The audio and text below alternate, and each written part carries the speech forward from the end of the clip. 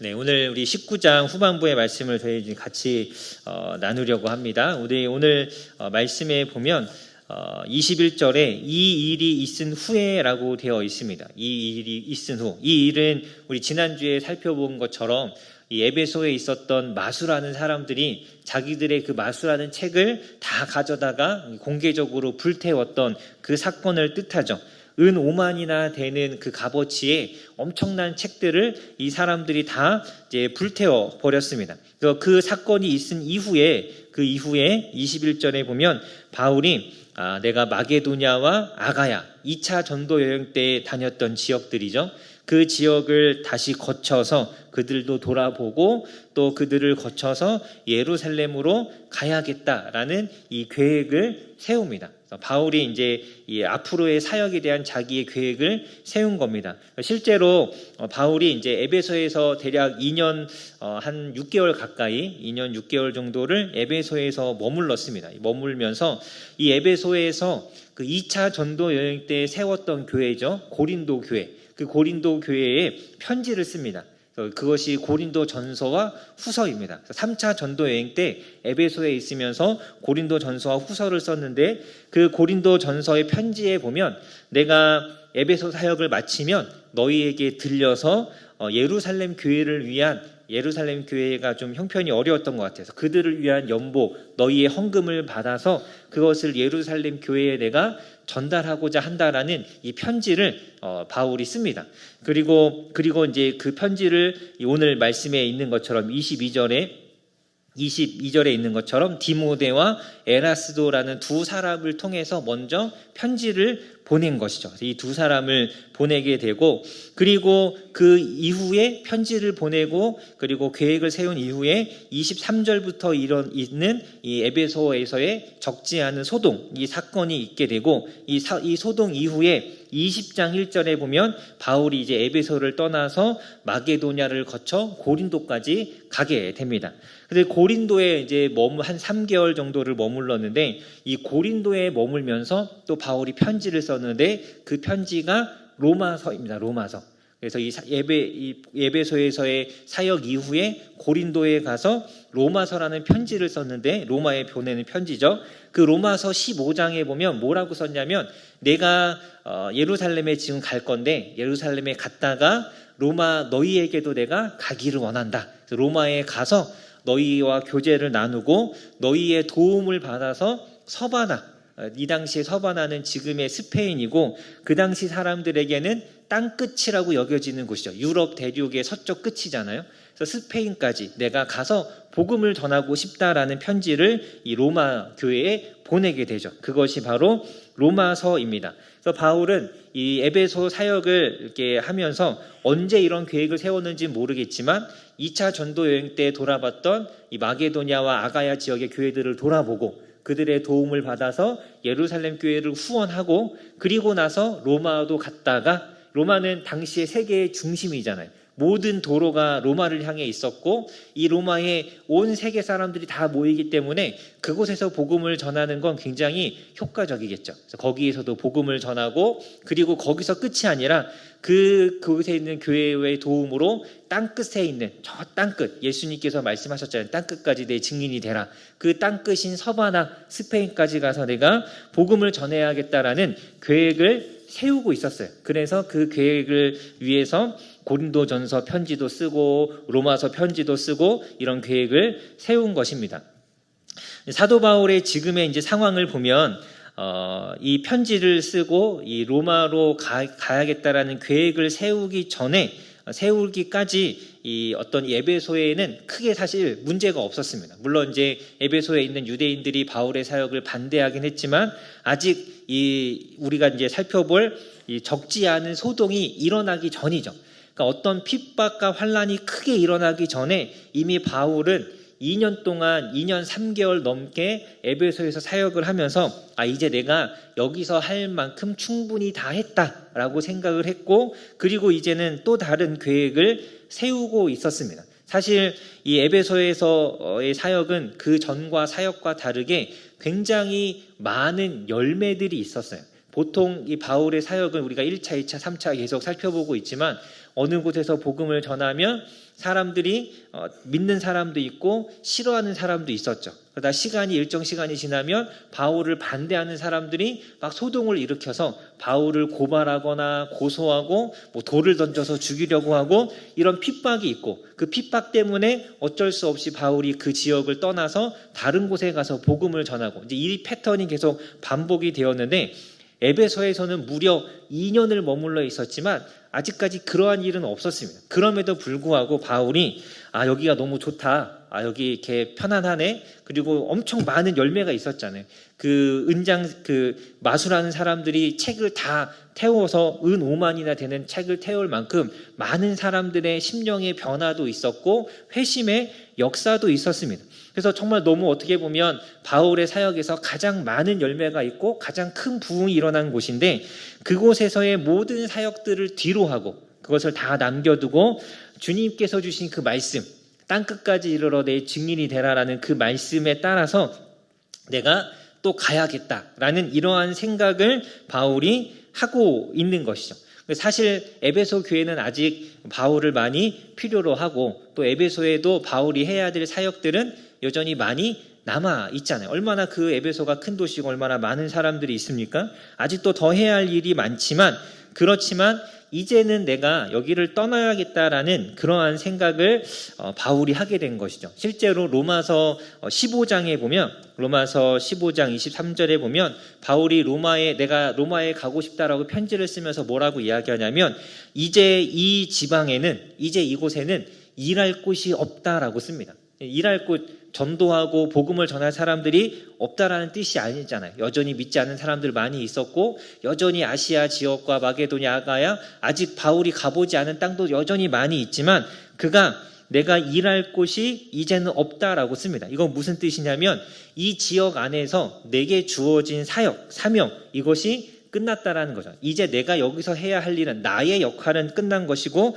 나머지는 남겨진 사람들의 역할이고 나는 또 다른 곳으로 이제는 가야 한다라고 그렇게 쓰고 있습니다. 그래서 바울은 항상 주님을 위해 열심히 수고했지만 열심히 수고만 한 것이 아니라 내가 언제 어디에 왜 머물러야 하는지 이것에 대해서도 끊임없이 고민하는 사람이었습니다. 그래서 주님의 그 말씀, 내게 주신 그 사명, 땅끝까지 복음 전하는 그 증인의 삶과 이방인의 사도로서 내가 어떻게 해야 하는지, 언제까지 머물러 있어야 하고 언제 떠나야 하고 또 어디로 가야 하는가에 대해서 끊임없이 생각하고 고민하는 사람이 바로 이 바울이었던 것이죠. 그래서 그러한 고민과 또 그러한 기도가 있었기 때문에 여기서의 나의 사역은 이제 마무리해야겠구나라는 이런 생각을 할 수 있었고 그 많은 열매들을 내버려 두고 가보지 않은 저 땅끝 서바나까지 가기를 그가 계획하는 것입니다. 그래서 여러분 우리가 바울처럼 이러한 어떤 하나님을 위한 어떤 계획과 비전이라는 것 이러한 것들을 항상 우리의 마음에 우리가 가질 수 있어야 합니다. 그런데 이 로마에 갔다가 땅끝인 서바나까지 가는 것이 이것이 단지 바울의 어떤 야망, 바울의 비전이 아니라 하나님께서 주신 비전이라는 것이 확실한 이유는 우리 사도행전 23장에 나와 있습니다. 사도행전 23장 11절을 같이 한번 찾아볼까요? 사도행전 23장 11절 우리 몇 장만 넘기시면 되니까요. 같이 한번 찾아보겠습니다. 23장 11절 말씀 우리 같이 한번 읽어보도록 하겠습니다. 23장 11절 시작. 그날 밤에 주께서 바울 곁에 서서 이르시되 담대하라 내가 예루살렘에서 나의 일을 증언한 것 같이 로마에서도 증언하여야 하리라 하시니라. 아멘. 바울이 지금 예루살렘에 왔다가 복음을 전하다가 이 감옥에 갇혔어요. 지금 그런 상황인데 자기는 로마도 가야 하는데 지금 감옥에 갇혀버렸잖아요. 그럴 때 하나님께서 바울에게 환상 중에 나타나셔서 말씀하시기를 내가 생각하고 계획한 것처럼 로마에도 가서 복음을 전해야 한다라고 하나님께서 이 바울에게 말씀해 주십니다. 그러니까 바울이 가진 이 비전이라는 것이 자신만의 비전이 아니라 하나님께서 주시는 마음에서 나온 것이죠. 하나님과 같은 비전을 그가 가지고 있었습니다. 그가 2차 선교 여행 때, 우리 2차 선교 여행 때는 이 그 갈라디아와 부르기아 지역, 여러분 생각나실지 모르겠지만 지금의 트루키예 지역에 복음을 전하는 것이 사도 바울의 계획이었어요. 그래서 열심히 복음을 전했는데 2차 선교 여행 때 그 내용을 보면 하나님께서 그것을 막으셨다라고 되어 있죠. 그리고 막 이렇게 가다가 드로아까지 갔는데 드로아에서 하나님께서 환상을 통해 마게도냐로 건너가라는 이제 환상을 주시죠. 그래서 하나님의 계획과 그리고 바울의 계획이 2차 전도 여행을 하기까지 항상 일치하는 건 아니었어요. 바울의 계획과 하나님의 계획이 차이가 조금 있었죠. 그래서 그때는 하나님께서 환상을 통해서 바울이 어디로 가기를 원하시는지를 하나님께서 알려주셨습니다. 그런데 3차 전도 여행을 하고 있는 지금은 하나님께서 환상으로 어디로 가라 알려주시는 것이 아니라 바울이 스스로 계획을 세우고 또 비전을 세우고 꿈을 꾸고 있는데 그것이 하나님의 계획과 일치가 되고 있습니다. 그러니까 그만큼 바울의 마음과 생각이 하나님의 뜻에 합당하도록 더 자라가 있고 성장해 있다는 것이죠. 환상으로 알려주시는 것이 아니라 오히려 환상을 통해서 바울이 세운 계획에 대해서 하나님께서 확증해 주십니다. 너가 세운 계획이 맞아, 그대로 하면 돼 라고 하나님께서 이렇게 말씀해 주시는 거죠. 그래서 여러분, 우리가 이 바울의 모습 속에서 우리도 하나님이 주시는 그 비전과 또 하나님께서 주시는 꿈, 이러한 것들을 우리가 좀 꿈꾸고 살아가기를 소망해야 합니다. 내가 하나님을 위해서 무엇을 해야 할까 고민하고 어떤 계획을 세웠을 때 이것이 정말 하나님께서 나에게 원하시는 것과 일치가 되어서 정말 내가 하나님을 위해서 이렇게 수고하고 하나님이 그런 나를 통해 역사하시고 일하시는 그러한 나의 삶이 되기를 우리가 하나님 앞에 꿈꾸어야 합니다.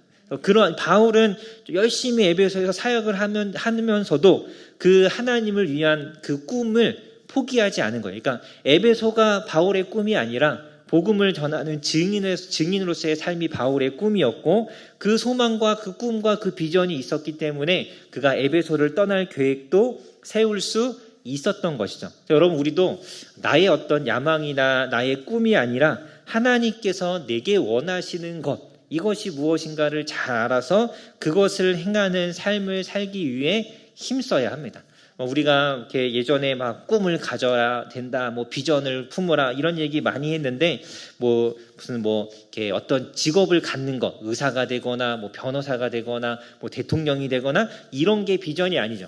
무엇을 하는지는 중요한 것이 아니고 어디에 가서 어떻게 내가 복음을 전하며 살 수 있는가, 이것이 우리에게 중요한 비전이고 꿈이 되어야 합니다. 그래서 여러분, 우리의 남은 인생도 어떻게 어디에서 내가 주님을 위해 수고하는 것이 하나님께서 기뻐하시는 일인가를 우리가 잘 생각해야 하죠. 인생에 우리의 어떻게 보면 2막일 수도 있고 누군가에게는 3막, 4막일 수도 있는데 자신의 인생에 앞으로의 남은 또 다른 인생을 우리가 어떻게 하나님을 위해서 사용할 수 있는가를 꿈꿀 수 있어야 합니다. 우리 요즘에 이제 그 교회마다 이제 어르신들이 많다 보니까 어르신들이 이렇게 교회에 여러 가지 중심적인 일을 하는 경우가 많은데 60대, 70대, 70대, 80대 내가 그 인생의 그 나이 때에 어떻게 주님을 위해서 수고하고 또 섬기며 살 수 있는가에 대한 고민, 그런 어떤 이 묵상, 이런 기도가 우리에게도 필요합니다. 그래서 꿈을 꿔야 합니다. 근데 나이가 많다고 해서 나는 이제 다 했다, 끝났다, 이것이 아니라 우리 모세도 하나님 부르시기 전까지 열심히 수고하다가 부르심 받았잖아요. 그런 것처럼 내 인생도 하나님 부르실 그 전까지 어떻게 하나님을 위해 사용할 수 있는가에 대해서 생각해야죠. 그런 것들을 꿈꾸어야 합니다. 그래서 우리 요즘은 시니어 시대라고 하잖아요.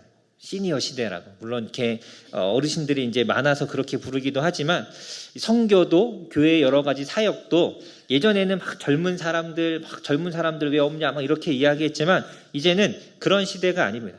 나이가 있어도 얼마든지 주님을 위해서 살아갈 수 있는 시대이죠. 우리가 그런 마음을 가져야 합니다. 제가 이번 주에 이제 낙도 선교회라고 저희 이제 교회에서 이제 후원하기도 하고 제가 사역했던 낙도 선교회 기도 편지를 이제 매주 이렇게 받고 있거든요. 근데 이번 주에 이제 그 낙도 선교회에서 온 기도 편지의 내용이 굉장히 인상적이었어요. 어떤 얘기였냐면 이 낙도 선교회 대표 목사님이 이제 팀원들하고 어떤 섬에 이제 선교를 가기 위해서 배를 타고 들어가고 있었는데 이 파도가 너무 심해서 목표로 하는 섬으로 가지 못하는 거예요. 파도가 너무 심해서. 보통 큰 여객선을 타고 들어가는 게 아니라 조그만 배, 통통배라고 하거든요. 통통통 하면서 달리는 그 배를 타고 가기 때문에 이렇게 파도가 심하면 갈 수가 없거든요. 그래서 가까운 섬에 일단 정박을 했어요. 파도가 너무 심해서. 정박을 하고 보니까 그 언덕에 교회가 하나 있어서 당연히 이제 교회로 갔죠. 교회로 갔는데 아무도 없는 교회 아무도 없고 썰렁한 거죠. 근데 교회에 사람들이 들어가는 걸 보고 어떤 85세 된 노 부부가 찾아왔어요. 이 선교팀을 찾아와서 이분들이 이야기하는 거죠. 목사님이 오셨냐고. 그래서 여기 목사님 계시다고 했더니 자기네가 성도가 6명인데 2년 동안 목회자가 없어서 예배를 못 드렸다고. 거기에 계신 분들이 아무도 글을 읽을 줄 모르시는 거예요. 글도 읽을 줄 모르니까 성경을 읽지도 못하고 예배를 드리지 못하는 거죠. 그러면서 이 선교팀이 온 걸 너무 좋아하는 거죠. 그래서 목사님 여기서 이제 앞으로 사역을 하실 거냐? 그랬더니 그건 아니라고 했더니 너무 아쉬워하셨지만 같이 2년 만에 그곳에서 6분과 함께 예배를 드리셨대요. 그리고 이 6분을 위한 목회자가 이곳에 오기를 간절히 기도했는데 얼마 안 돼서 거기에 이제 한 목회자분이 들어가셨대요. 사역을 6분을 위해서 너무나 감사한 일이죠. 그러니까 여러분 제가 신대원 다닐 때도 저랑 이제 같이 공부하시던 장로님, 나이가 많으신 장로님이 한 분 계셨는데 이분도 자기 어떤 하던 일들을 좀 일찍 은퇴하시고 신학을 공부해서 목사님이 되셨어요. 그래서 이분도 섬에 들어가셔서 한 섬에 들어가셔서 이 남은 이 삶을 그 섬에서 사역을 하신 거죠. 그 섬이 제가 기억하기에 한 20명 정도도 안 사는 굉장히 작은 섬이었는데 거기에서 10년 넘게 사역을 하셨고 이분이 이제 73세가 되셔서 이제 은퇴하시고 섬에서 나오시는데 이분이 처음 들어갔을 때 아무도 예수님을 믿지 않는 섬이었는데 온 마을이 모여서 이 목사님 가신다고 그동안 너무 고마웠다고 잔치를 벌여서 이 목사님을 이렇게 보내드리고 또 다른 후임 목사님이 오셔서 거기서 사역을 하고 계십니다.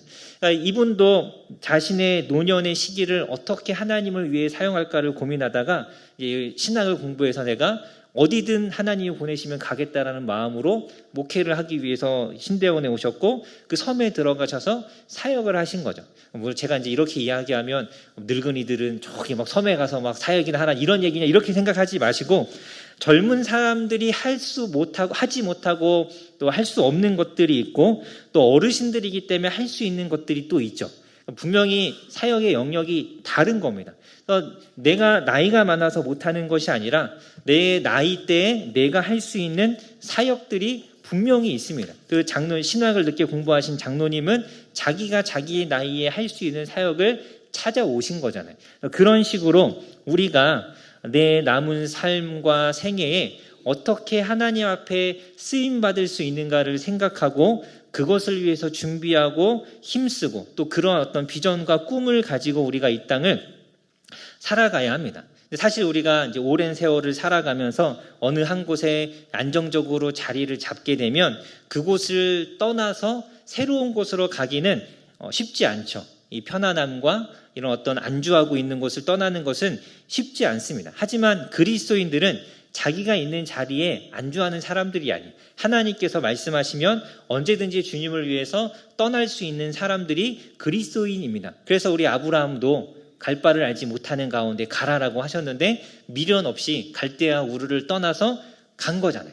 그것이 그리스도인들의 삶이어야 합니다. 그래서 내가 어디에서 어떠한 모습으로 어떻게 주님을 위해 살아야 하는가를 항상 생각해야 하죠. 그래서 이렇게 할 때 우리에게 가장 중요한 것이 무엇이냐, 우리가 항상 생각해야 될 것이 무엇이냐면 안주하는 것.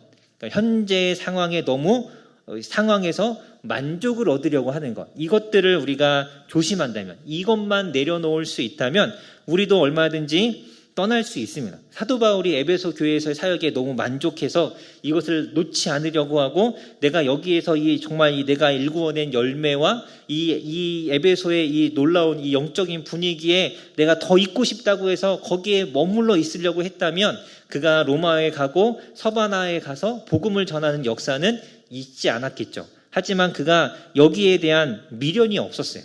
언제든지 하나님이 말씀하시면 떠날 수 있는 마음이 있었기 때문에 또 다른 계획을 세울 수 있었고 하나님을 위한 더 놀라운 계획과 꿈을 꾸며 살아갈 수 있었던 것입니다. 그래서 여러분 우리가 항상 그런 마음을 가져야 합니다. 언제든 어디에 있든 모든 것을 다 내려놓고 미련 없이 갈 수 있는 이러한 이 도전의 마음들, 내가 이 교회를 위해서 수고한 게 얼마고 내가 이 교회를 위해서 얼마나 애썼는데 내가 이 교회에서 내가 어떤 사람인데 이러한 생각이 있으면 절대 그 교회를 떠날 수 없습니다. 내 목소리를 내고 내가 지금 가지고 있는 내 어떤 이 지위와 어떤 위치에 대한 미련, 이것을 버리지 못한다면 우리는 결코 하나님을 위해 헌신할 수 없는 것이죠. 하지만 그리스도인들은 어떤 성취감, 얼마나 내가 여기서 많은 것을 이루어냈느냐, 아니면 만족감, 이게 얼마나 여기가 좋으냐, 이거에 따라 움직이는 사람들이 아니라 하나님께서 주신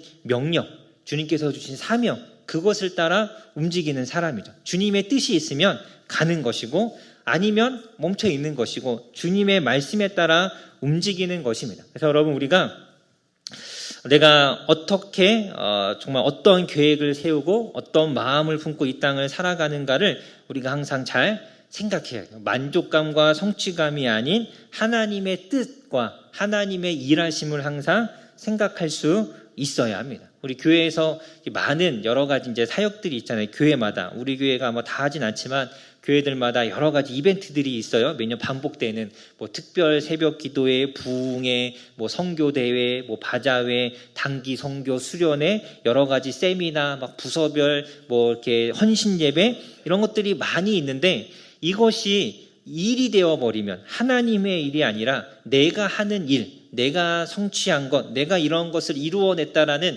나의 일이 되어버리면 거기에는 일은 있지만 하나님은 없게 됩니다. 그래서 항상 우리가 교회 일을 하거나 하나님의 일을 할 때는 내가 하는 것이 아니라 하나님이 하시는 거라는 것을 우리가 분명하게 기억해야죠. 그래서 정말 하나님이 나에게 원하시는 것이 무엇인가를 잘 생각해야 합니다. 일이 중심이 되면 성취감이 중요해지면 장소가 중요하고 지위가 중요하고 직분이 중요해지지만 그래서 누가 했냐, 누가 더 많은 일을 했냐, 누가 리더냐, 그 교회의 장로는 누구냐 이런 것이 중요해지지만 하나님이 중심이 되면 이 교회에 누가 뭐 더 많은 일을 했느냐, 누가 리더냐, 누가 장로냐 이런 것들은 하나도 중요해지지 않는 것이죠. 그래서 여러분 우리가 이런 마음을 가질 수 있어야 합니다. 하나님을 위해서 내가 할 수 있는 것이 무엇인가 이것을 항상 생각하면서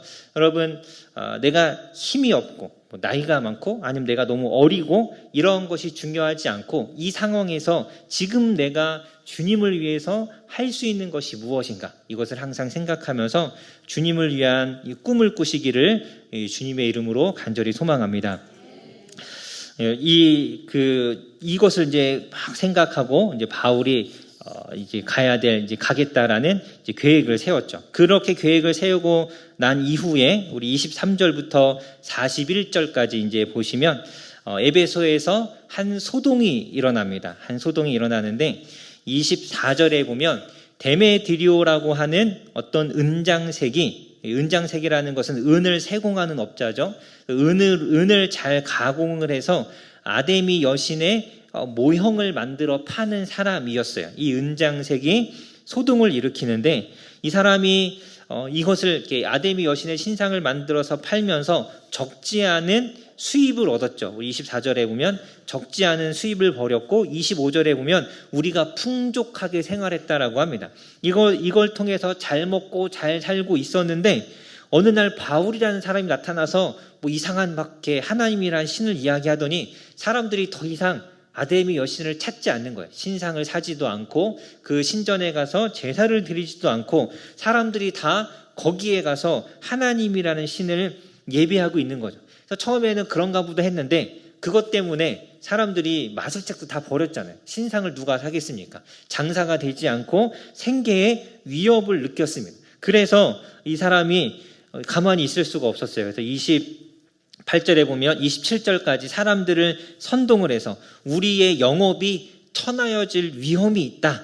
그리고 우리가 섬기는 신전도 무시를 당하게 된다라고 말하면서 사람들을 선동했고, 28절에 이 말을 들은 사람들이 들어보니까 맞는 얘기 같거든요. 그래서 막 분노가 일어서 이 사람들이 소리를 치기 시작합니다. 크다 에베소 사람의 아데미어라고 하면서 크게 소리를 치기 시작했고, 29절에 이 소란에 온 시내가 다 동참을 합니다. 그래서 바울과 같이 다니던 가이오와 아리스토아고라는 사람을 붙잡아서 연극장으로, 이 당시 에베소에 있던 큰 극장에 한 2만 5천 명 정도가 들어가는 큰 극장이 있었는데, 거기로 이제 이 사람들을 잡아서 끌고 간 것이죠.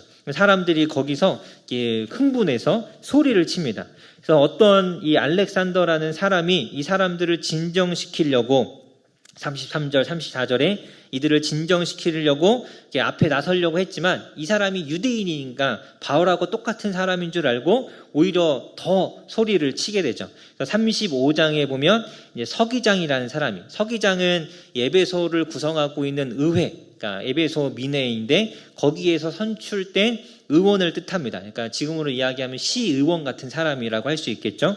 그 사람이 나서서 이게 우리가 지금 이러고 있는 것이 너무 경솔한 일이다. 37절에 보면 너희가 붙잡은 이 사람들은 뭐 신전의 물건을 훔친 것도 아니고 신전의 여신을 비방한 적도 없는데 왜 이렇게 소동을 일으키냐라고 하면서 38절 고발할 것이 있으면 정식으로 고소하고, 39절 그 외에 다른 요구사항이 있으면 민회라는 의회를 통해서 정식으로 절차를 밟아서 진행을 해라. 이렇게 소요가 일어나면 오히려 로마로부터 우리가 더 위협을 당할 수도 있다. 이런 식으로 설득을 해서 사람들을 해산시키죠. 그래서 이제 이 23절부터 41절까지 이 데메드리오라는 사람에 의해서 에베소에서 작은 소동은 아니죠. 큰 소동이 일어나게 됩니다. 오늘 이 모습 속에서 우리가 좀 생각해 봐야 할 것이 있는데요. 이 교회도 이러한 사람들을 좀 조심해야 되는 것 같아요. 데메드리오와 같은 사람, 세상에서 교회를 미워하고 교회를 막 비방하고 막 교회에 대해서 말도 안 되는 이야기를 만들어내고, 이러한 사람들은 뭐 세상에 많이 있으니까 이제 그렇다 치는데, 교회 안에서도 사람들을 막 선동을 하고 막 이렇게 어떤 분위기를 조장하는 거죠. 어떤 분위기를 막 조장하고 또 여론을 만들어서 뭔가 이렇게 자기가 원하는 대로 뭔가 이 교회의 방향들을 이끌어 가려고 하는 그러한 사람들이 가끔 교회마다 있더라고요. 저희 교회는 아직 없는 것 같아요. 너무 감사합니다.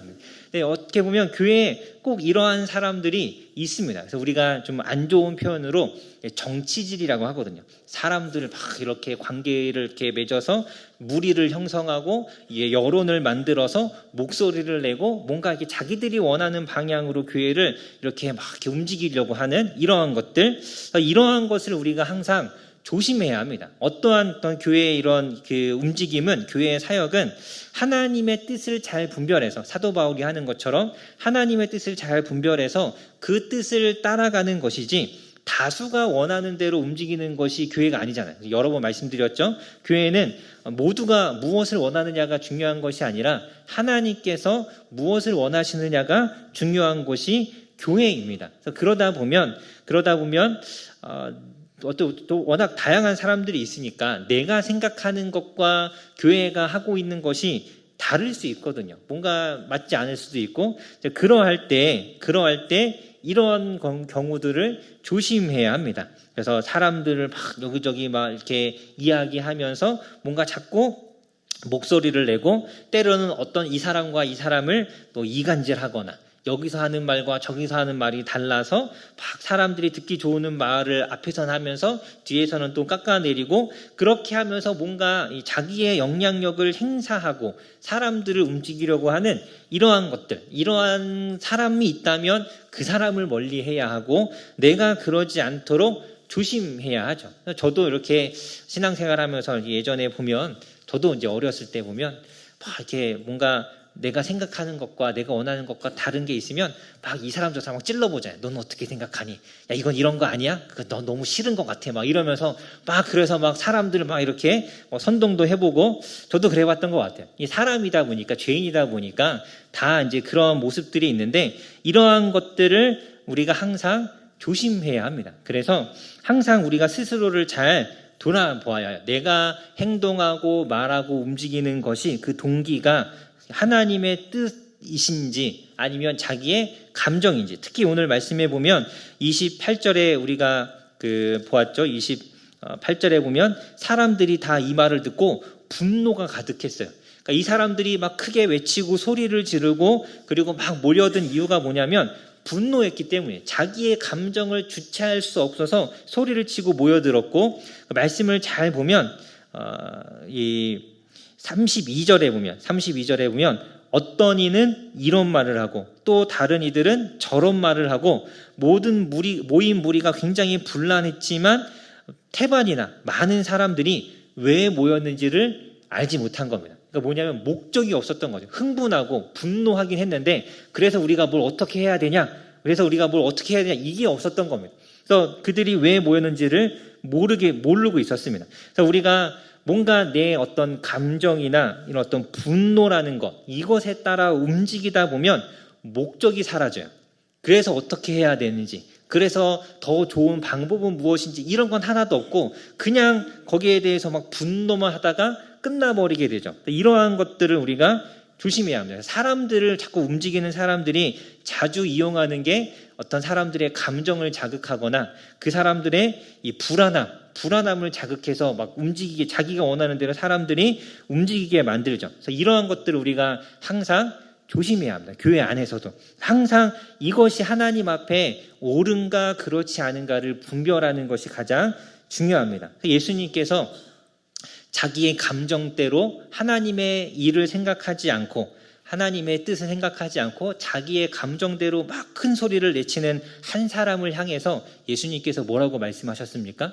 사탄아, 내 뒤로 물러가라. 내가 하나님의 일을 생각하지 않고 사람의 일을 생각하는도다. 우리가 잘 생각해야 합니다. 나는 하나님을 위한 열심에 뜨겁게 막 소리치고 막 이야기했는데 이게 오히려 하나님의 일을 방해하는 것일 수도 있어요. 그래서 항상 내가 하나님의 일을 생각하는 것인지 사람의 일을 생각하는 것인지를 잘 생각해야 하고 인간적인 생각으로 판단하기를 우리가 조심해야 합니다. 잘 분별하는 것이 필요한 것이죠. 그래서 여러분 우리가 자주 말씀드리지만 교회가 존재하는 이유는 다른 게 없어요. 사명을 감당하고 영혼을 돌보고 그리고 주님을 섬기는 것입니다. 그것을 위해서 우리가 이 자리에 있는 것이잖아요. 내가 하는 일이 우리가 하고자 하는 일이 사명을 감당하고자 하는 것인지 주님을 섬기고자 하는 것인지를 잘 생각해야 합니다. 항상 교회는 어떤 이러한 이야기에 흔들리지 않아야 돼요. 항상 우리가 스스로를 중심을 잘 잡고 항상 하나님을 잘 생각해야 합니다. 그리고 우리가 한 가지 이 말씀 속에서 우리가 가만히 보면 이 데메드리오라는 사람, 이 사람은 이 평생을 아마 언제부터인지 모르겠지만 은장색인데 많은 사람을 모아서 이야기를 할 정도면 아마 오랜 시간 이 자리에서 이 영업을 하고 또 그 사람들 중에서는 어느 정도 좀 사람들을 모을 수 있는 그런 어떤 중요한 자리에 앉은 사람이었을 것 같아요. 이 사람이 오랜 시간을 자기가 이 에베소에서 머물면서 자기의 생업으로 삼았던 이 일들이 흔들린다. 어떻게 보면 에베소라는 도시의 근본이라고 할 수 있거든요. 아데미라는 그 여신의 신전과 그 아데미 여신의 우상 숭배는 에베소가 존재하는 그 존재 이유라고도 할 수 있는데 이 에베소의 존재 이유가 지금 흔들리고 있다는 것을 이 은장색이 느낀 것이죠. 굉장한 일이잖아요. 에베소라는 이 도시에 우리가 세계 7대 불가사의라고 하죠. 큰 건축물들, 사람이 어떻게 저걸 만들었을까 하는 7대 불가사의 중에 하나가 이 에베소에 있던 아데미 여신의 신전이거든요.